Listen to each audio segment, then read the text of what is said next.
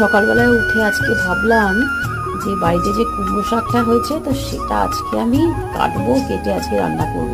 কারণ সব কুমড়ো টুমড়ো হওয়ার ভরসা ওসব আশা মানে নেই, আর করিও না। তো যাই হোক, গাছটা যখন হয়েই গেছে, এমনি এমনি হয়েছে। আসলে ওখানে কি হয়, আনাজ যে কাটি, তো আনাজ কাটা সেই জল টলগুলো যাই হোক একটু আধটু ফেলে দিই, তো তার মধ্যেই যেসব কুমড়োর দানা ছিল তো সেখান থেকে গাছগুলো হয়েছে।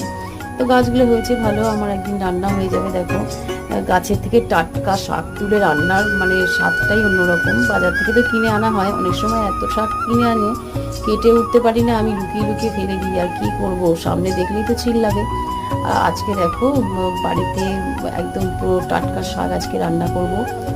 তো আমি তো কোথা থেকে কাটবো তো বুঝতেই পারছি না, আবার ভাবছি গোড়াটুকু না কেটে ফেলি, তাহলে তো পুরো গাছটাই যাবে। গাছটা আসলে অনেক বড় হয়ে গেছে। মিনি ব্লগটা কেমন লাগলো তোমরা কিন্তু অবশ্যই বলো কমেন্ট করে।